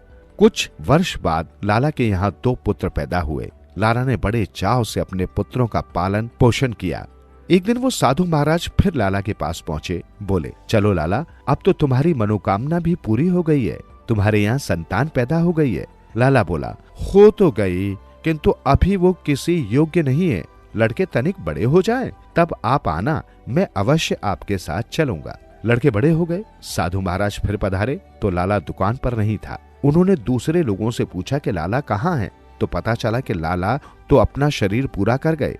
अभी कुछ ही महीने हुए हैं उनका देहांत हुए। साधु महाराज ने अपने योग बल का प्रयोग किया तो देखा कि दुकान के बाहर जो बैल बंधा हुआ है वही पिछले जन्म का लाला है। उन्होंने बैल के पास जाकर पूछा, अब चलोगे स्वर्ग को? उस बैल रूपी लाला ने अपना सिर हिलाते हुए कहा, कैसे जाऊं साधु महाराज, बच्चे अभी ना समझ है। मैं चला गया तो वो कोई दूसरा बैल ले आएंगे। मैं जितनी अच्छे प्रकार से बोझ उठाता हूँ उसी प्रकार से वो बैल बोझा उठाएगा नहीं, मेरे बच्चों को हानि हो जाएगी। अभी तो मैं नहीं चल सकता, आप कुछ दिनों तक और ठहर जाइए। इस प्रकार 5 वर्ष व्यतीत हो गए। साधु महाराज फिर आए, देखा कि दुकान के सामने अब बैल भी नहीं है। लाला के लड़कों ने काम करने के लिए एक ट्रक खरीद लिया है। उन्होंने इधर उधर के लोगों से पूछा कि वो बैल कहाँ है। उनसे मालूम हुआ कि बोझा ढोते ढोते मर गया। इस पर साधु महाराज ने फिर अपने योग बल से उसे ढूंढा। देखा कि वो अपने घर के दरवाजे पर कुत्ता बना बैठा है। साधु ने उसके पास जाकर कहा, अब तो बोझ ढोने की बात भी खत्म हो गई, अब तो मेरे साथ चल, तुझे स्वर्ग ले चलूं। कुत्ते के शरीर में बैठा लाला ने कहा, अभी कैसे चल सकता हूँ? देखते नहीं मेरी बहुओं ने कितने आभूषण पहन रखे हैं। मेरे लड़के घर पर है नहीं, पीछे से कोई चोर आ गया तो बहुओं को कौन बचाएगा? नहीं बाबा, तुम अभी जाओ, मैं अभी तुम्हारे साथ नहीं आ सकता। साधु चला गया। 1 वर्ष बाद फिर वो लौटा तो देखा कि कुत्ता भी मर गया है। उसने फिर अपने योग बल से उसे खोजा तो ज्ञात हुआ कि लाला अपने घर के पास बहने वाली नाली में मेढक बना बैठा है। साधु ने उसके पास जाकर कहा, देखो लाला, अब क्या इससे बड़ी भी कोई दुर्गति होगी? कहां से कहां पहुंच गए हो तुम? अब भी मेरी बात मान लो, चलो तुम्हें स्वर्ग ले चलता हूँ। इस पर मेढक ने चिल्लाकर कहा, अरे साधु, चला जा यहाँ से। क्या मैं ही रह गया हूँ स्वर्ग जाने के लिए? और लोग क्या मर गए हैं? उनको ले जा, मुझे यहीं पड़ा रहने दे। यहाँ पोते पोतियों को देखकर मन प्रसन्न रहता है। स्वर्ग में क्या तेरा मुंह देखा करूंगा? साधु समझ गया कि नाली का कीड़ा इसी में खुश है। ये इस जन्म मरण के चक्र से बाहर निकलना ही नहीं चाहता। बस उस दिन से अपना प्रयास छोड़ दिया। तुम लोग कर्म तो अवश्य करना, किंतु मोह और ममता से परे हटकर। ये जीवन 84 लाख योनियों का एक चक्र है। प्राणी मरता है और अपने लिए कर्मों के अनुसार हर किसी अन्य योनि में जन्म ले लेता है। प्रभु तक वही जा पाते हैं जो जीवन में शुभ कर्म करते हैं। अतः हमें हमेशा अच्छे कर्म ही करने चाहिए। पड़वल और भंवरा। एक गांव में एक पंडिताइन रहती थी। उसके 3 बेटे और 1 बेटी थी। बेटी को उसने उस साल ही पड़ोस के गांव में ब्याह दिया था। तो होता क्या है कि पंडिताइन के गांव में लगने वाला मेला नजदीक आ गया था। मेला नजदीक आ गया तो रस्म के अनुसार शादी के पहले साल जमाई और नई ब्याही बेटी को मेले के लिए खास तौर पर बुलाना होता है। पंडिताइन भी अपने जमाई और बेटी को बुलाने का सोचती है, लेकिन उन्हें बुलाने जाएगा कौन? अगर वो गई तो घर में तैयारी कौन करेगा? पंडित तो जीवित है नहीं, उनका स्वर्गवास हुए 4 साल हो गए थे। तो पंडिताइन तीनों बेटों से कहती हैं, बेटो तुम तीनों मिलकर दीदी के ससुराल जाओ और उसे तथा अपने जीजा को मेले के लिए ले आओ। तो बेटों ने कहा, ठीक है माँ, हम जाते हैं दीदी के गांव। बेटे जाने के लिए तैयार हो गए तो पंडिताइन ने उनके लिए जल्दी जल्दी प्यास लड्डू और भूख लड्डू बनवाए। बेटी के लिए अलग से लड्डू बनाए। सुबह तीनों बेटे जल्दी जाग गए और दीदी के गांव में जाने के लिए निकले। तो पंडिताइन ने लड्डुओं की थैली तीनों में से बड़े के हाथ दी और कहा, देखो इसमें प्यास लड्डू हैं। जब तुम तीनों को प्यास लगेगी तो ये प्यास लड्डू खाना, जब भूख लगेगी तो भूख लड्डू खाना, और जो दूसरे लड्डू हैं वे अपनी दीदी को देना। अब सीधे चले जाओ दीदी के ससुराल। शाम होने तक तुम लोग उसके घर पहुंचोगे। तो तीनों बेटे माँ की दी हुई लड्डुओं की थैलियां लेकर दीदी के ससुराल जाने के लिए निकल पड़े। दीदी के ससुराल जाने के लिए कोई वाहन तो नहीं था, ऊपर से घने जंगल का रास्ता। तीनों बेटों ने क्या किया, वे दौड़कर चलने लगे। बीच में रास्ते पर प्यास लगने से उन्होंने माँ के दिए प्यास लड्डू खाए, भूख लगने पर भूख लड्डू खाए और शाम के बदले दोपहर को ही दीदी के गांव पहुंच गए। वहां पहुंचने पर उन्होंने माँ द्वारा दीदी के लिए दिए लड्डुओं की थैली उसके हाथ में दी और कहा, दीदी माँ ने तुम्हें और जीजाजी को मेले के लिए न्योता दिया है। उन्होंने हमें तुम दोनों को साथ लेकर आने के लिए भेजा है। 4 दिन के बाद मेला है, लेकिन तुम कल हमारे साथ चलना। सुनकर दीदी एकदम खुश हुई। उसने कहा, ठीक है, मैं साथ चलूंगी। जीजाजी बोले, मैं तो मेले के लिए नहीं आ सकूंगा, मुझे थोड़ा जरूरी काम है। तुम लोग अपनी दीदी को साथ लेकर जाओ और मेला होने के बाद उसे वापस पहुंचाना। अब तुम यहाँ आज की रात ठहरना और कल सुबह अपनी बहन को लेकर गांव वापस जाना। तो उस रात तीनों भाई दीदी के घर ठहरे। दीदी ने उनको अच्छे अच्छे व्यंजन बनवाकर खिलवाया। उनको सोने के लिए रुई के मुलायम बिछौने दिए। उनकी सब फरमाइशें पूरी कर दी। सुबह जल्दी उठकर दीदी तीनों भाइयों के साथ मायके जाने के लिए निकली। तो दीदी ने अपने साथ भाइयों को रास्ते में खाने के लिए कुछ चीजें बनवा ली थी। दीदी और तीनों भाई थोड़ा सा रास्ता चले तो बड़े दोनों भाइयों ने कहा, दीदी हमें भूख लगी है, कुछ खाने को दे दो। दीदी ने मिठाई का डब्बा खोला और उसमें से थोड़ा सा उनके हाथ पर रख दिया। छोटे को देने गई तो उसने कहा, मुझे नहीं चाहिए, मुझे भूख नहीं लगी है। भाई बहन और थोड़ा आगे चले तो फिर दोनों भाइयों ने कहा, दीदी भूख लगी है। तब दीदी ने उन्हें और थोड़ा खाना दिया। ऐसा करते करते दोनों ने खाने की सब चीजें खत्म कर दी। तो थोड़ा रास्ता और चलने के बाद फिर दोनों भाई चिल्लाए, दीदी भूख लगी है, खाना दे दो। अब दीदी को बहुत गुस्सा आया। रास्ता तो अभी बहुत बाकी है और इन दोनों ने खाने की सब चीजें खत्म कर दी हैं। उसके ऊपर ये दोनों फिर से खाना मांगते हैं। दीदी ने गुस्से में कहा, जो खाना मैं साथ लेकर आई थी वो तो सब खत्म हो गया। अब तुम लोग क्या करो कि मुझे ही खा जाओ। दोनों भाइयों ने समय नहीं गवाया। जंगल में रास्ते के नजदीक ही शंकर भगवान का एक मंदिर था। उसके पास में एक तालाब था। उन्होंने दीदी को पकड़कर उस तालाब के पास मार दिया। उसका गोश्त खाकर उसकी हड्डियां वहीं तालाब के किनारे छोड़ दी। बाद में उन्होंने तालाब के पानी में खून से भरे हाथ धो लिए। छोटा भाई ये सब देख रहा था। उसने उन्हें कहा, मैं तुम्हारी ये सब करतूतें जाकर माँ को बताऊंगा। उसके ऐसा कहने पर दोनों भाइयों ने गुस्से में उसे भी मार डाला और उसके शरीर के टुकड़े टुकड़े कर वहीं फेंक दिए और घर आ गए। उन दोनों को अकेले घर आते देखकर पंडिताइन ने पूछा, अरे तुम्हारी दीदी कहाँ है और छोटू कहाँ है? तुम दोनों अकेले घर कैसे आ गए? अरे माँ, जीजाजी बोले कि वे दीदी को मेले के दिन स्वयं ही लेकर आ जाएंगे। उन्होंने छोटू को भी वहीं रोक लिया, वो भी उनके साथ घर आ जाएगा। पंडिताइन ने उनकी बात सच मान ली। मेले का दिन आ गया। पंडिताइन ने अच्छे पकवान बनवाए और बेटी, बेटा और जमाई के आने की राह देखने लगे। दोपहर हो गई, शाम हो गई, रात हो गई, वे नहीं आए। अब मेला भी खत्म हो गया, फिर भी वे नहीं आए। जमाई को कुछ जरूरी काम आ गया होगा, इसलिए मेले में पहुंच नहीं सके। शायद दूसरे दिन आ जाएंगे, ऐसा सोचकर उसने अपने मन को तसल्ली दी। लेकिन दूसरा दिन भी गया, तीसरा दिन भी गया, करते करते एक सप्ताह हो गया। अब पंडिताइन बड़ी चिंता में पड़ गई। उधर दीदी का पति यानी जीजा भी चिंतित हो गया। साले ने तो वचन दिया था कि मेला खत्म होने पर दूसरे ही दिन बहन को वापस यहाँ पहुँचाएंगे। क्या हो गया है? इतने दिन क्यों नहीं आए वे? जीजा एकदम चिंतित हो गया और उसने निश्चय किया कि वो जाकर देखेगा कि हुआ क्या है। जीजा तुरंत ससुराल जाने के लिए निकला तो वो चलते चलते जंगल में उसी शंकर भगवान के मंदिर के पास पहुंचा तो उसे जोर की प्यास लगी थी। उसने पानी की तलाश में इधर उधर देखा तो उसे वो तालाब दिखाई दिया।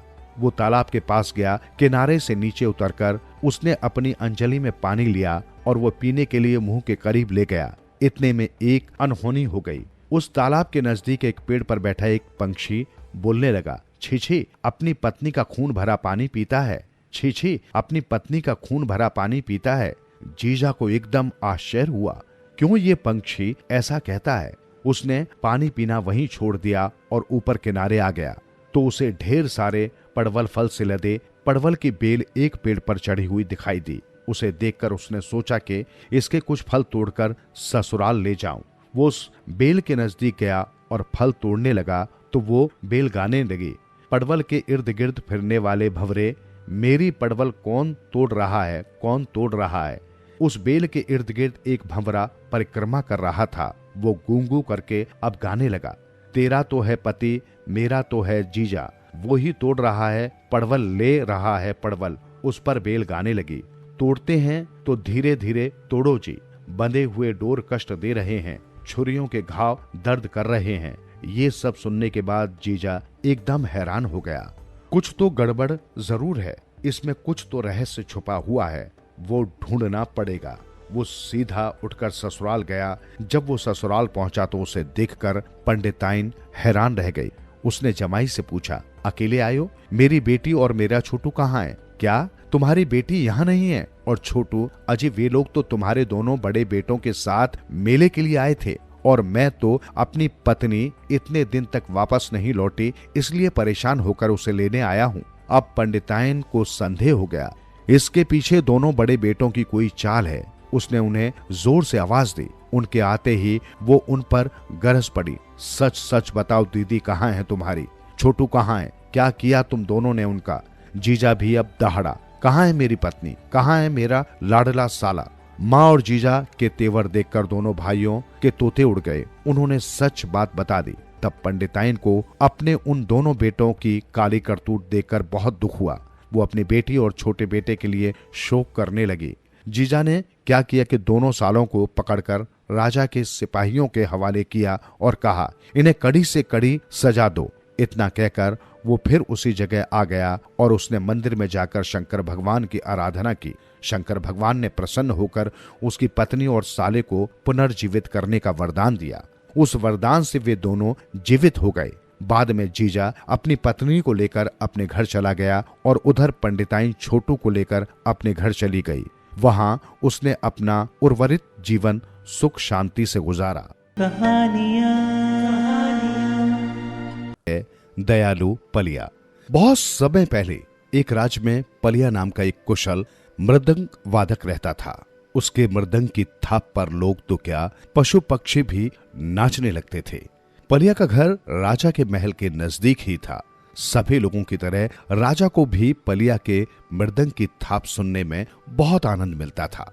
जब भी पलिया अपने घर में मृदंग बजाता, राजा अपने महल की खिड़की पर बैठकर उसकी ताल में डूब जाता था।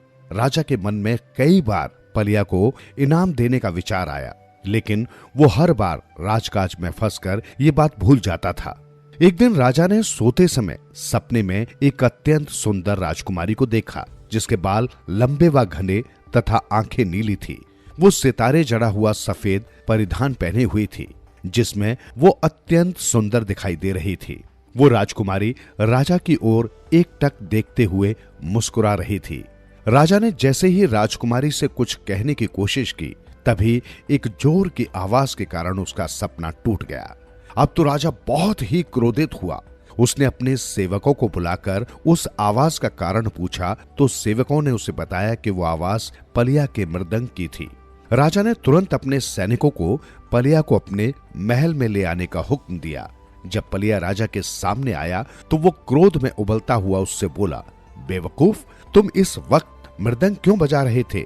तुम्हें मृदंग बजाने के लिए कोई और वक्त नहीं मिला क्या? महाराज, मैं तो रोज इसी समय मृदंग बजाता हूँ, पलिया ने उत्तर दिया।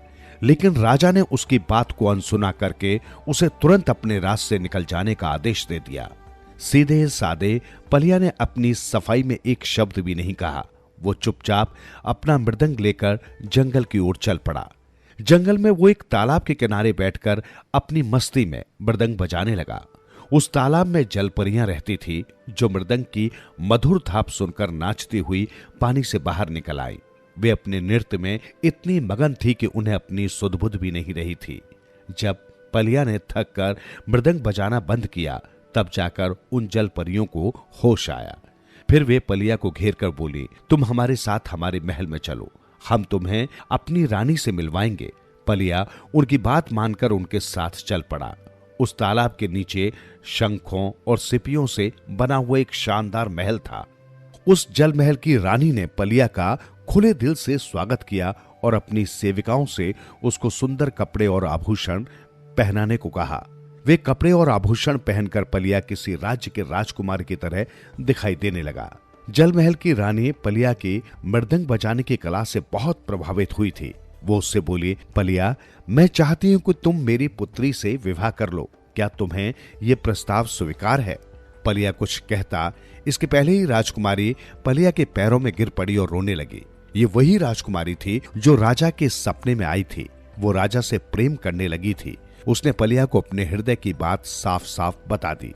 ये सुनकर पलिया विचार में पड़ गया, जब राजा ने ही मुझे अपने राज्य से निकाल दिया है, तो फिर मैं इस राजकुमारी की शादी उससे क्यों कराऊं?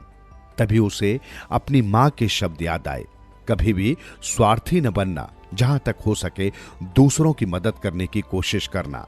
पलिया ने तुरंत फैसला कर लिया कि उसे क्या करना है। फिर वो रानी से बोला, आपकी बेटी बहुत ही सुंदर है, परंतु मैं इसके लिए उपयुक्त वर नहीं हूं। इसके योग्य वर तो हमारे राज्य के राजा ही हैं, जो बहुत ही संपन्न और दयालु व्यक्ति हैं। सारी बात जानने के बाद रानी ने पलिया की बात मान ली और बेटी को बहुत से उपहार देकर उसके साथ विदा कर दिया।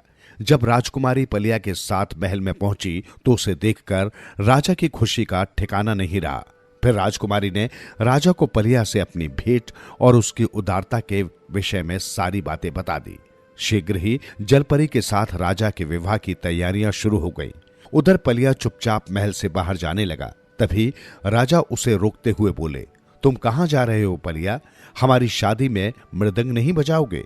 पलिया ने जब देखा कि राजा की नाराजगी दूर हो चुकी है, तो वो अत्यंत प्रसन्न हुआ। फिर राजा ने उसे अपने दरबार में शाही संगीतकार नियुक्त कर दिया। कुछ दिनों बाद पलिया की मंत्री की बेटी के साथ शादी हो गई और फिर वो अपनी पत्नी के साथ खुशी खुशी रहने लगा। काजल की कोठरी। चंद्रगुप्त और चाणक्य के जमाने में दक्षिण के मैदानी क्षेत्र में एक बहुत छोटा राज्य था, कुसुमगढ़। कुसुमगढ़ के राजा मलखान सिंह का राज्य था, जो कि खुद को दुनिया का सबसे अक्लमंद और बहादुर समझता था। उसने चाणक्य की चतुराई और विद्वता की अनेक कहानियां सुनी थी। उसके राज्य में जो भी पाटलिपुत्र की ओर से आता, अपने परिचितों में चाणक्य की ढेरों चर्चा करता और बात फैलती फैलती मलखान सिंह के कानों में भी पहुंचती। मलखान सिंह थोड़ा सनकी भी था। एक दिन उसके दिल में आया कि चाणक्य तो उसके राज्य में होना चाहिए। उसने अपने महामंत्री और सेनापति से कहा, फटाफट तैयारी कर लो, हम आज ही पाटलिपुत्र के लिए निकल रहे हैं। पर क्यों महाराज? उसके महामंत्री राम प्रसाद ने सवाल किया। चाणक्य को हम अपने राज्य में लेकर आएंगे। राम प्रसाद एक निडर और राजा का मुंह लगा महामंत्री था। वो हंस पड़ा और बोला, कैसे लाएंगे? गोद में उठाकर या बंदी बनाकर? गोद में आप उठा नहीं सकेंगे और चंद्रगुप्त के होते चाणक्य को बंदी बनाकर लाने का विचार तो त्याग ही दीजिए। सेना लेकर जाएंगे तो चंद्रगुप्त की विशाल सेना हमारी सेना को बहुत जल्दी तहस नहस कर देगी। चाणक्य को अगर आप किसी तरह अपने राज्य में ला सकते हैं तो उसके शिष्य बनकर, उनका दिल जीतकर, उससे अनुरोध करके। मलखान सिंह सोच में पड़ गया। कुछ देर सोचने के बाद बोला, ठीक है, हम अकेले ही पाटलिपुत्र जाएंगे और वहां जाकर चाणक्य के पैर पकड़ लेंगे और तब तक उनके पैर नहीं छोड़ेंगे जब तक कि वो हमें अपने शिष्य नहीं बना लेते। तब तक कुसुमगढ़ की सारी जिम्मेदारी तुम संभालोगे राम प्रसाद। महामंत्री राम प्रसाद ने बहुत समझाया, लेकिन जिद्दी राजा मलखान सिंह पर कोई असर न पड़ा। वो अपने इरादे से टस से मस नहीं हुआ और एक दिन बहुत सारे बेशकीमती उपहार लेकर चाणक्य से मिलने पाटलिपुत्र की ओर चल दिया। कई दिनों के सफर के बाद एक शाम मलखान सिंह पाटलिपुत्र पहुंचे। वहां उसने चाणक्य के बारे में पता किया तो पता चला कि चाणक्य निकट के एक बहुत खूबसूरत बाग सरीखे आश्रम में शाम के समय गरीब बच्चों को ज्ञान ध्यान देते हैं, उन्हें पढ़ाते हैं। बस फिर क्या था। जानकारी मिलते ही मलखान सिंह चाणक्य के आश्रम की ओर चल दिया। आश्रम के बाहर कुछ पहरेदार थे। जब मलखान सिंह ने उन्हें बताया कि वो कुसुमगढ़ का राजा मलखान सिंह है और मीलों दूर से यहाँ सिर्फ चाणक्य का शिष्य बनने के लिए ही आया है, तो पहरेदार उसे चाणक्य के पास ले गए। निकट पहुंच मलखान सिंह ने जमीन में लोट लगाते हुए चाणक्य के पैर पकड़ लिए और भर्राई स्वर में बोला, गुरुदेव, मैं बहुत दूर से कुसुमगढ़ से आपका शिष्य बनने के लिए आया हूं। मुझे अपना शिष्य बना लीजिए। मुझे खेद है, मैं तुम्हें अपना शिष्य नहीं बना सकता। चाणक्य ने कहा, मेरा एक ही शिष्य है चंद्रगुप्त। किसी और को मेरा शिष्य बनने के लिए अपने आप को उससे बढ़कर दिखाना होगा, जो कि मैं समझता हूं तुम्हारे लिए संभव नहीं होगा। गलत फहमी त्यागिए गुरुदेव। मलखान सिंह गर्व से मुंह उठाकर बोला, मैं चंद्रगुप्त से ज्यादा बुद्धिमान हूं, उससे ज्यादा बहादुर हूं। एक ही समय में 10-10 योद्धाओं से मुकाबला कर सकता हूं और उससे अधिक अपनी श्रेष्ठता साबित भी कर सकता हूं। अच्छा, चाणक्य हंसे। कैसे साबित करोगे श्रेष्ठता? आप जिस भी तरह चाहें मेरी श्रेष्ठता की परीक्षा ले सकते हैं गुरुदेव। यदि मैं परीक्षा में उत्तीर्ण हुआ तब तो आप मुझे अपने शिष्य बना लेंगे ना? अवश्य बना लूंगा, चाणक्य ने कहा। यदि मेरी परीक्षा में तुम उत्तीर्ण हो गए तो। चाणक्य ने बात को लंबा न खींचते हुए कहा, और परीक्षा के रूप में तुम्हें मेरे 3 बहुत सरल से प्रश्नों के सही सही उत्तर देने होंगे। अगर तुम प्रश्नों के सही उत्तर नहीं दे सके तो तुम्हें तुरंत ही वापस अपने राज्य कुसुमगढ़ लौटना होगा। मलखान सिंह ने चाणक्य की बात स्वीकार कर ली। चाणक्य ने पहले सवाल के रूप में कहना आरंभ किया, राम और श्याम 2 भाई हैं। दोनों एक दिन एक नदी के किनारे पहुंचे। नदी के किनारे एक काजल की कोठरी थी जिसमें हर तरफ काजल ही काजल था। दोनों भाई उत्सुकतावश काजल की कोठरी में गए और जब बाहर निकले तो राम पूरी तरह काला हो गया था, जबकि श्याम पूरी तरह सफेद था। पास ही नदी तो थी। तुम केवल ये बताओ, राम और श्याम में से नदी में नहाने के लिए पहले नदी में कौन कूदेगा? राम कूदेगा, मलखान सिंह ने शीघ्रता पूर्वक जवाब दिया। तुम्हारा जवाब गलत है मलखान सिंह, चाणक्य बड़े प्यार से बोले। पहले श्याम ही नदी में कूदेगा, ऐसा कैसे हो सकता है? काला तो राम है, मलखान सिंह ने कहा। वही तो, चाणक्य मुस्कुराते हुए बोले। जब राम और श्याम बाहर निकलेंगे तो सबसे पहले राम श्याम को और श्याम राम को देखेगा। राम जब श्याम को देखेगा तो सोचेगा मैं भी श्याम की तरह सफेद हूं, और श्याम जब राम को देखेगा तो सोचेगा अरे बाप रे, मैं तो बिल्कुल काला हो गया, और झट से नहाने के लिए नदी में कूद जाएगा। हाँ, आप सही कह रहे हैं गुरुदेव, मलखान सिंह कुछ खिसियाते हुए बोला। अब दूसरा सवाल पूछूं? चाणक्य ने प्रश्न किया। अवश्य गुरुदेव, मलखान सिंह बोला, और देखिएगा इस बार मैं बिल्कुल सही उत्तर दूंगा। चाणक्य ने दूसरे सवाल के रूप में बोलना आरंभ किया। राम और श्याम दो भाई हैं। दोनों एक दिन एक नदी के किनारे पहुंचे। नदी के किनारे एक काजल की कोठरी थी। ये तो वही सवाल है, पहले वाला सवाल है, मलखान सिंह ने टोका। नहीं, ये दूसरा सवाल, तुम ध्यान से सुनो, चाणक्य ने कठोर स्वर में कहा और फिर से सवाल सुनाने लगे। राम और श्याम दो भाई हैं। दोनों एक दिन एक नदी के किनारे पहुंचे। नदी के किनारे एक काजल की कोठरी थी जिसमें हर तरफ काजल ही काजल था। दोनों भाई उत्सुकतावश काजल की कोठरी में गए, और जब बाहर निकले तो राम पूरी तरह काला हो गया था, जबकि श्याम पूरी तरह सफेद था। पास ही नदी तो थी ही। तुम केवल ये बताओ, राम और श्याम में से नदी में नहाने के लिए पहले कौन नदी में कूदेगा? मलखान सिंह हंसा, बड़े जोर से हंसा और बोला, इस सवाल का जवाब आप मुझे पहले ही बता चुके हैं गुरुदेव, निश्चय ही श्याम ही नदी में कूदेगा। गलत जवाब। मलखान सिंह के जवाब में चाणक्य बर्फ जैसे सर्द और पत्थर से कठोर स्वर में बोले, इस बार राम ही नदी में कूदेगा, राम ही नहाएगा। वो कैसे गुरुदेव? मलखान सिंह ने रुआसा होकर पूछा। ऐसे कि काजल की कोठरी से बाहर आने पर जब श्याम राम को देखेगा तो पाएगा कि राम काला है, तो खुद पर भी नजर डालेगा कि क्या मैं भी ऐसा ही काला हो गया हूं, और इसी प्रकार राम श्याम को देखकर चकित होएगा कि काजल की कोठरी में जाकर बाहर आने पर भी श्याम चकाचक सफेद कैसे है।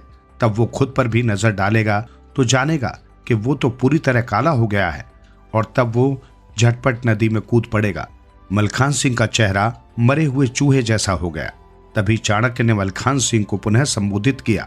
अब मैं तीसरा सवाल पूछूं? मलखान सिंह पूछे गुरुदेव, मलखान सिंह ने कहा। चाणक्य ने तीसरा सवाल कहना आरंभ किया। राम और श्याम दो भाई हैं। दोनों एक दिन एक नदी के किनारे पहुंचे। नदी के किनारे एक काजल की कोठरी थी जिसमें हर तरफ काजल ही काजल था।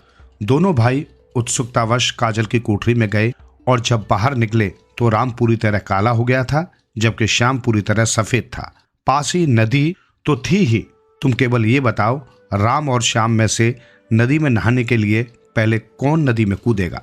मलखान सिंह ने चाहा कि कह दे गुरुदेव, ये वही पहला और दूसरा सवाल है, पर ऐसा कहकर कहीं वो चाणक्य की नजरों में मूर्ख न सिद्ध हो जाए, ये सोचकर मन ही मन बड़बड़ाता रहा। ये वही सवाल है तो इसका उत्तर कौन सा सही होगा, पहला या दूसरा? नदी में पहले राम कूदेगा या श्याम?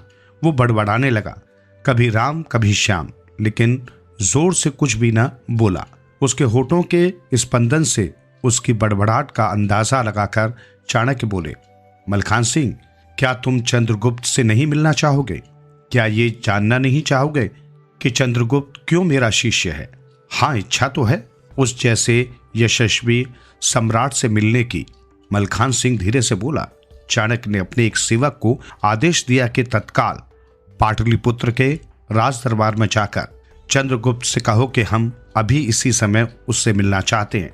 सेवकों ने जैसे ही पाटलिपुत्र के दरबार में जाकर सम्राट चंद्रगुप्त से चाणक्य का संदेश कहा, चंद्रगुप्त तत्काल ही सबसे तेज गति वाले घोड़े पर सवार होकर चाणक्य के आश्रम में पहुंचा और घोड़े से कूद निकट आकर चाणक्य के पांव छूते हुए बोला, कैसे याद किया गुरुदेव? ये कुसुमगढ़ के राजा मलखान सिंह है।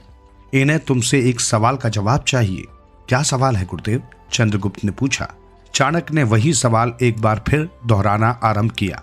राम और श्याम दो भाई हैं। दोनों एक दिन एक नदी के किनारे पहुंचे। नदी के किनारे एक काजल की कोठरी थी जिसमें हर तरफ काजल ही काजल था। दोनों भाई उत्सुकतावश काजल की कोठरी में गए और जब बाहर निकले तो राम पूरी तरह काला हो गया था, जबकि श्याम पूरी तरह सफेद था। पास ही नदी तो थी ही। तुम केवल ये बताओ, राम और श्याम में से नदी में नहाने के लिए पहले कौन नदी में कूदेगा?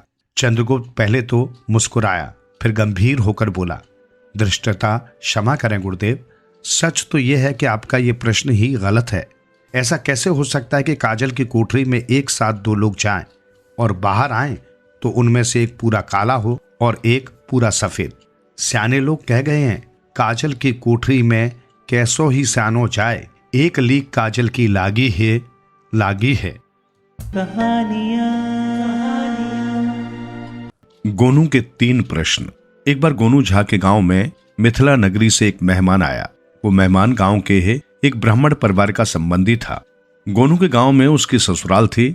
हमारे देश के अधिकांश हिंदी भाषी क्षेत्रों में आज भी ये परंपरा प्रचलित है कि गांव का संबंधी सबका साझा संबंधी समझा जाता है और गांव की बेटी यानी सबकी बेटी। कोई उसे बहन मानता है तो कोई बेटी और कोई बुआ, यानी गांव के हर व्यक्ति के साथ उसका कोई न कोई सम्मानीय संबंध जुड़ा रहता है। सो जब गांव में मेहमान आया तो गांव के लोग उसकी राजी खुशी पूछने और शहर के हालात जानने, वहां की नई नई खबरें सुनने के लिए मेहमान के पास पहुंचे।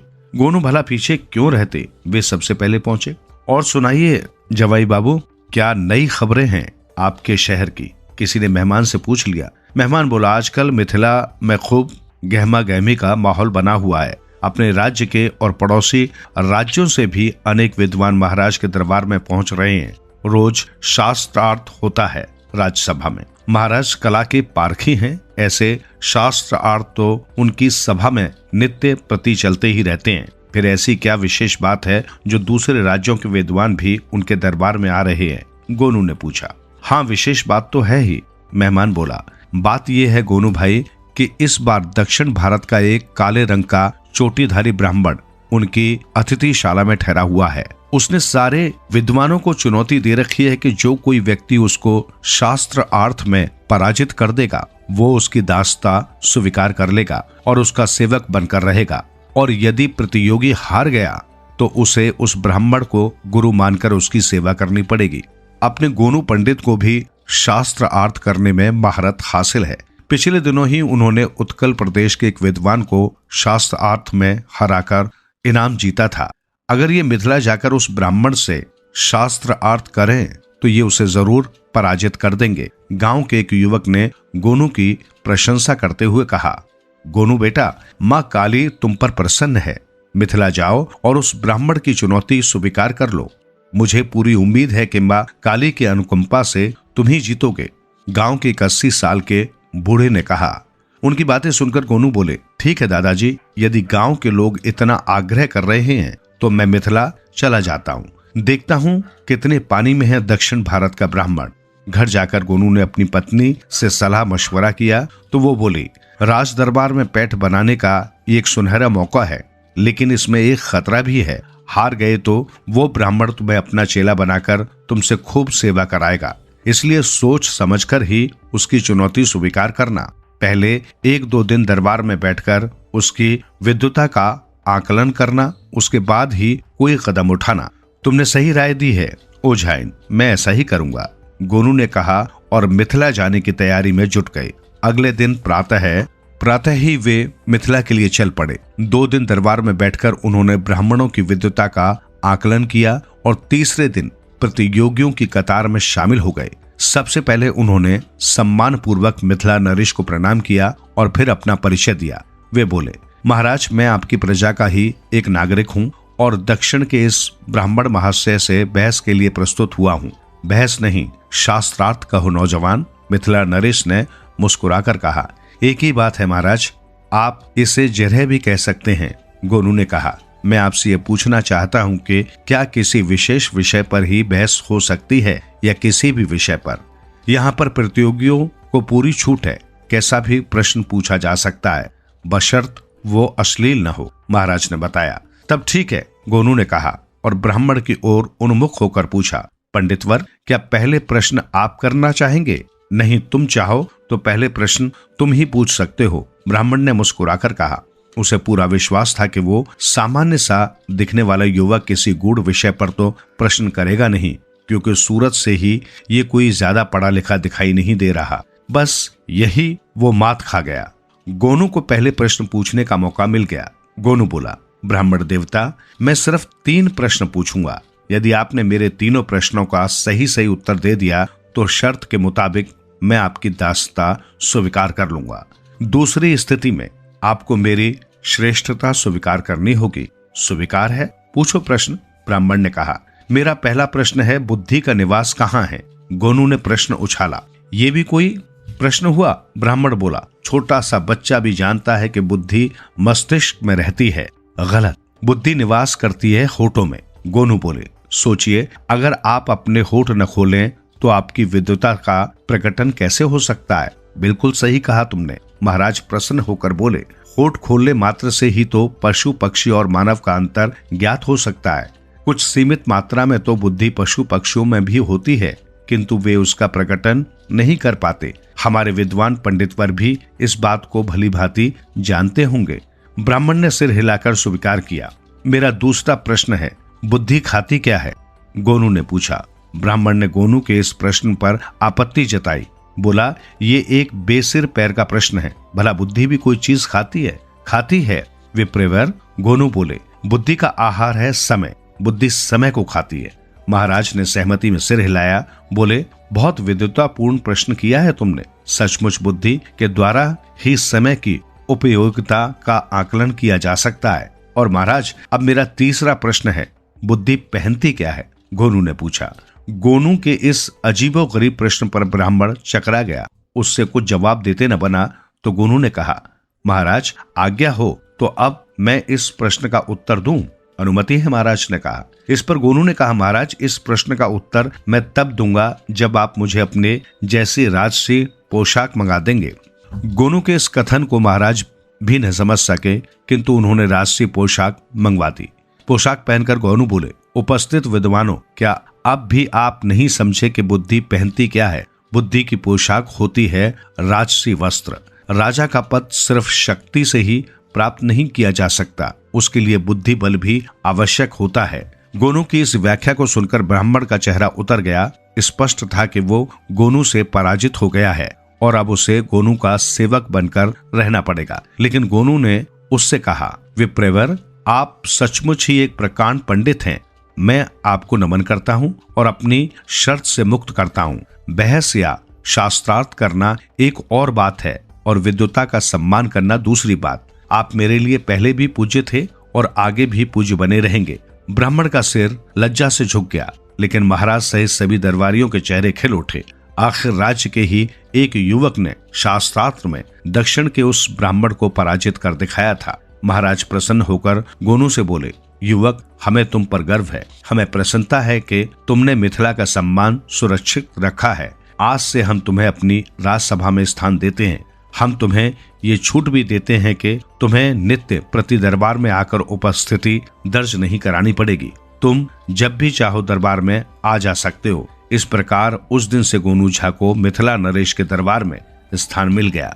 महाराज ने गोनू को बहुत सा इनाम भी दिया। गोनू जब गांव लौटे तो गांव वालों ने उनका भव्य स्वागत किया। उन्होंने गोनू से जो जो अपेक्षाएं लगा रखी थी, गोनू ने सभी पूरी कर दिखाई थी। सच्ची गुरु दक्षिणा। उसने गुरु के आश्रम में रहकर कई वर्ष तक शिक्षा प्राप्त की। जब शिक्षा पूरी हो गई तो वो गुरु दक्षिणा देने के लिए गुरु के पास गया और बोला, गुरुवर, आपसे विद्या प्राप्त करके मैंने अपना जीवन सार्थक किया है। आज्ञा कीजिए, मैं आपको क्या अर्पित करूं? गुरुदेव मुस्कुराते हुए बोले, वत्स, तुम्हारे अज्ञान का सारा अंधकार मैंने तुमसे पहले ही ले लिया है। अब और तुमसे क्या लूं? बस तुम सदा ऐसे कार्य करना जिससे मानव जाति की सेवा हो और धरती का अंधकार मिटे। ये सुनकर शिष्य नम्रता से बोला, मैं आपको ऐसा करने का वचन देता हूँ गुरुवर, किंतु गुरु दक्षिणा में आपको कुछ न कुछ तो स्वीकार करना ही होगा। शिष्य की हट को देखते हुए गुरुदेव ने उसे काले रंग का झंडा दिया और कहा, तुम इस ध्वज को सारे तीर्थ स्थलों में ले जाना। इसे पवित्र नदियों के जल से धोना। जब इसका रंग सफेद हो जाए तो समझ लेना मुझे गुरु दक्षिणा मिल गई। शिष्य ने गुरु की आज्ञा मानी और उस काले रंग की पताका को लेकर निकल पड़ा। सबसे पहले वो देश की पवित्र नदियों के किनारे स्थित तीर्थ स्थानों पर गया। उसने इन नदियों के जल से काली पताका को धोया, किंतु उसका रंग न छूटा। इससे शिष्य को बहुत निराशा हुई। फिर वो अन्य तीर्थ स्थानों और प्रसिद्ध मंदिरों में गया तथा वहां के पावन जल से झंडे को खूब मल कर धोया, लेकिन उसके रंग में तनिक भी परिवर्तन नहीं आया। समय बीतता रहा। इस प्रकार 5 वर्ष बीत गए। अब वो झंडे का बोझ उठाते उठाते थक गया था। उसने हजारों मील की पदयात्रा की थी। कभी कभार वो हताश हो जाता और सोचता, क्या मेरे जीवन में ये झंडा उज्जवल हो सकेगा? एक दिन की बात है, शाम हो चुकी थी। वो एक तीर्थ स्थान से लौटकर जंगल के बीच से होकर गुजर रहा था। चलते चलते अंधेरा घिर आया। जंगली पशुओं से बचने के लिए वो झंडे सहित एक वृक्ष पर चढ़ गया और वृक्ष की एक मोटी सी शाखा पर बैठ गया। लेकिन उसे नींद नहीं आई। रात के अंतिम पहर में कहीं दूर से उसे घोड़ों की टापों की आवाज सुनाई दी और कुछ देर बाद ही 3 घुड़सवार उसी वृक्ष के नीचे आकर रुके। एक घुड़सवार ने एक सुंदर युवती को बलपूर्वक अपने घोड़े पर बैठा रखा था। उस युवती के हाथ पांव बंधे हुए थे। घोड़े से उतरकर उन तीनों ने मिलकर उस नवयुवती को वृक्ष के नीचे लिटा दिया और आपस में बातचीत करने लगे। उनमें से एक ने, जो उनका सरदार लगता था, शेष 2 को पानी की खोज में भेजा और स्वयं अपनी थकान मिटाने के लिए जमीन पर लेट गया। वृक्ष के ऊपर बैठा हुआ वो शिष्य सब कुछ देख रहा था। उसे समझते देर न लगी कि ये लोग डाकू हैं और इस नवयुवती का अपहरण कर लाए हैं। उसके हृदय में नवयुवती के प्रति दया उपज आई। थोड़ी देर बाद जब वृक्ष के नीचे लेटा डाकू खर्राटे भरने लगा तो वो धीरे से नीचे उतरा और डाकू को ललकारा। डाकू हड़बड़ा कर उठा और अपनी तलवार की ओर लपका, किंतु युवा शिष्य पहले से ही उसे उठा चुका था।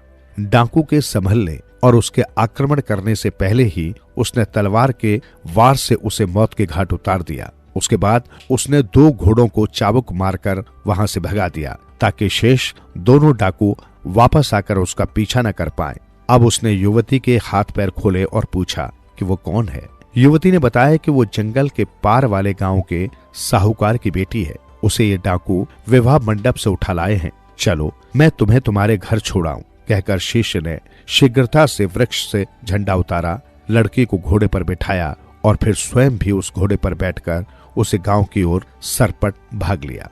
रात बीतने से पहले ही वो लड़की के घर पहुंच गया। वहां विवाह मंडप उजड़ा पड़ा था और सभी लोग शोक में डूबे हुए थे। जब युवती ने अपने परिवार वालों को डाकुओं से अपनी मुक्ति की सारी कहानी सुनाई तो उसके पिता ने शिष्य को कृतज्ञतावश गले से लगा लिया और उसका खूब स्वागत सत्कार किया। मंडप फिर से सजाया गया और तब लड़की का विवाह विधिवत संपन्न हुआ। शिष्य फिर से अपनी यात्रा पर निकल पड़ा। गांव के बाहर आते आते भोर का उजाला चारों ओर फैल चुका था। अचानक नजर हवा में फड़फड़ाते झंडे की ओर गई तो आश्चर्य से उसका मुंह खुला का खुला रह गया। उगते सूरज की किरणों में उसके सिर पर काला नहीं, एकदम उज्जवल सफेद झंडा फहरा रहा था। ये देखकर शिष्य का हृदय खुशी से गदगद हो उठा। उसने श्रद्धा पूर्वक गुरु का स्मरण करते हुए मन ही मन कहा, गुरुदेव आप धन्य हैं। ज्ञान के साथ निस्वार्थ सेवा का पाठ पढ़ाकर आज आपने मेरी शिक्षा पूर्ण कर दी। सुनते रहो दिल से यूं ही कहानियां आपकी, हमारी और सबकी, जो दिलों को छू लेती है। सुनते रहें कहानियां।